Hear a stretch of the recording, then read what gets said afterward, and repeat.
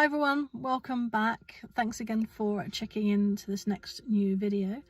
Again, if you don't know who I am, I'm Freyja, and I'm currently working as an ECA for a local ambulance trust. So today I just want to go through just a little thing on how I'm feeling and also a job. So at the moment, as you realise, I'm back as an ECA. I've put myself forward for the EAA job as well. So when that comes up, a few more skills underneath my hat, as it were.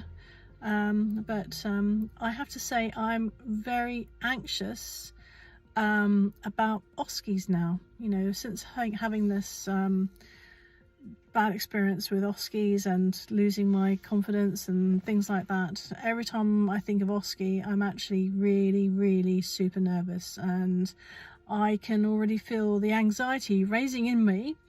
And I haven't even got a date or anything yet for doing the course. I've just got to try and calm down and wait until the course comes for this EAA, and then do what I normally do and just absolutely slam the homework, absolutely go through like 10 times more than everybody else, as I normally have to because of brain.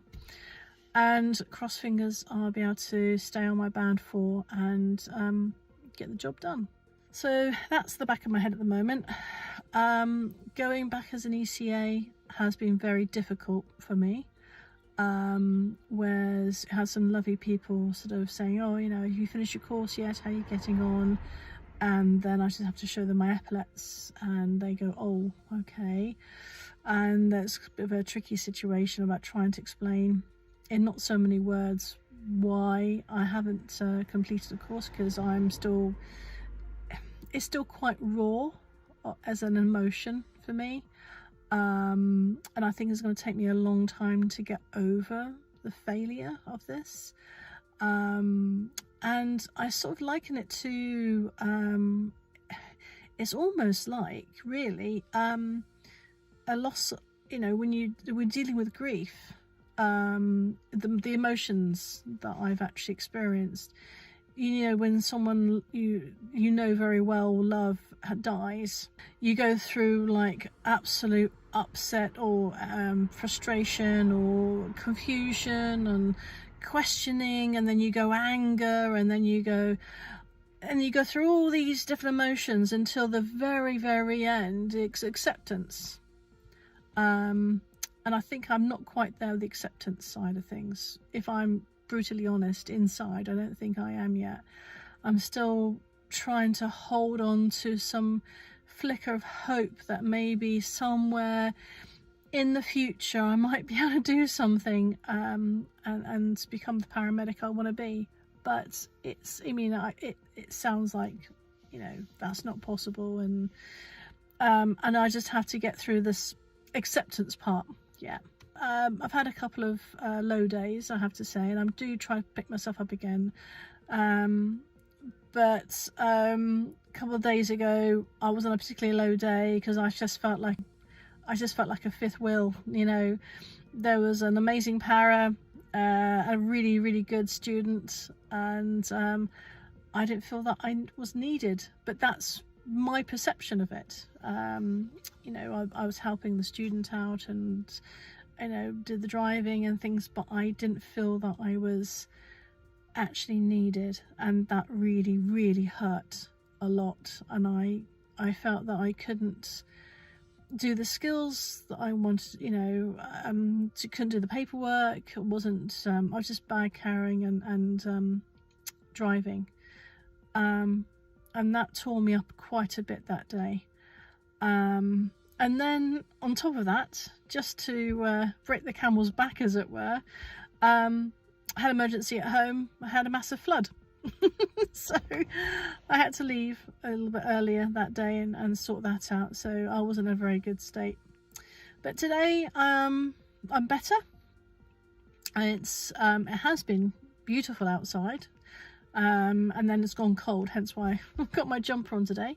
It's a good day because it is St. George's Day, and it's my husband's and I anniversary today. So we've been married 28 years by official English standards and 29 years by our pagan ways. And yeah, it's been an amazing day on our own when the kids are at school, and you know, just walking around forest and things like that. It's fantastic. So I've not been thinking of work or uni or anything like that. But what I thought, as I'm waiting to pick up my child, I will then talk to you also about a job I did. Something that you guys will maybe come and experience when you see, you go to a DOA or someone who's actually hanging. I've heard of a lot of bad experiences of people who come across hanging people. It's not a pleasant thing to go to. And when someone hangs themselves, it not necessarily is, it could be a male, it could be a female, it could be an elderly person, middle-aged, it can be a child. So at the end of the day, when they take their own life in such a way, it's quite emotive for people who find them, and quite emotive for the people who actually have to deal with the aftermath of it as well. From the sounds of it, they were still there. They were just being cut down, and CPR was in progress. So we don't know how long they were down for exactly. So through my mind, I was thinking, okay, don't cut the knot, because we need to know where the knot is, or how the ligature has been formed. Just, you know, if they are still hanging, cut high, remove it, and then do, you know, so airways ABC. So got there. I was the attendee at the time. My para was the driver. We went straight there, got everything out. You know, we got the defib, the suction, we got the bags, everything. Because it'll be like a traumatic arrest, I suppose it's called. We got there and we saw a chap actually doing CPR on this person. And it was good CPR as well. They had done it for about 7 minutes or so before we arrived. And I looked at this patient and thought, well, the eyes are clouded over. They weren't live, but we went through, and ligature around the neck was cut away already. And airway was checked, eye gel was put in, chest compressions. We had the defib on, and the paras had us back up, and we had HEMS, I think, come along at that time as well. I was bag valve mask at the time as well, which is quite good for me to do that one. And then chest compressions as well. So we were all working together, but it was a very calm environment. There was no shouting and there was no panic or anything. It was really calm. Everyone knew what they needed to do. When the next, crew came along, I said, okay, I need to have, the bag valve mask, and then sort of building up the airway, with the filter and the capnography, and it was all very gentle and very organized. It was almost like an OSCE, say that word horrible, but it was almost like an OSCE where things just ran very, very well. When the defib then was activated, and we noticed that was asystole, which is basically a line we see of no heart movement at all. We were thinking, okay, well, this is not good prognosis, because from my memory, I think if you have an asystole, it's not a good prognosis for survival. However, the patient actually ended up having PEA, and then went back to asystole again, then PEA, and then actually got a rhythm. And I looked at it and I thought, oh, hang on a minute, there's a rhythm there. We checked their pulse at their throat, their neck, and sure enough, it was really strong. I thought, my gosh, we got them back. We got ROSC.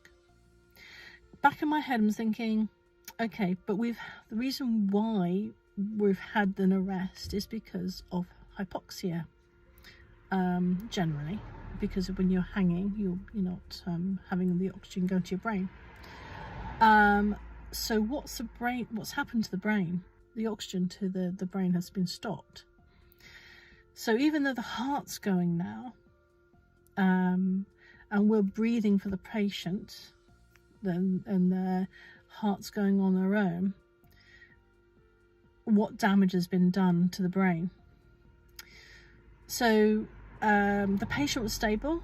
We put him onto the ambulance, took him down to the hospital, went straight into resus, of course, after doing an atmist, and the hospital then worked on the patient and helped them breathe. And from what I understand is the next day, or that day, they were transferred up to ICU, I think. So they were still going at that point. However, the day afterwards, I was told that there was no brain activity. The patient then had died. So the whole thing about going to this person and going through and thinking, okay, this is not viable, and all of a sudden getting the ROSC, and then, oh my God, we're going to get them back, we're going to get them back. And it wasn't until later that I realised, actually, no, potentially they're gone anyway because of brain damage. It's quite sad.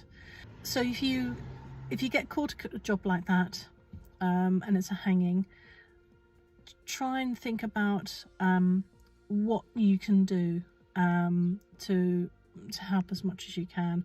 And it's always going to be airways, A first, B breathing the second. Always. You can't survive without your breathing. Okay. Yes, jump on the chest. Yes, get the defib on. Everything else. But if what you're looking at upsets you too much, then try and do something which you know you can do. And at the end of the day, make sure you talk to somebody about it afterwards. Mate with your crewmate, in the crew room, with your OO, with Steps to Wellbeing, because it's quite an emotive thing. Not many people in their everyday life see dead people. Not many people in their everyday life see people who have killed themselves in such a way, which is quite upsetting and shocking. So whatever background you've come from, make sure that you talk it out and try and get the emotion out of yourself, because if you hang on to that and don't speak it out and don't deal with that, it can actually go and bite you in the backside later on. Maybe it could be the next day, it could be next week, it could be the year afterwards, but something might trigger you by thinking, oh my gosh, of course I went to see XYZ. So always try and make sure that you deal with that emotion, or deal with that upset, or deal with that job. Speak out as much as you can. Right, so it's time for me to go now, so I'll leave you with that. Please be safe out there, and I will catch you on the next one. Take care. Bye bye for now.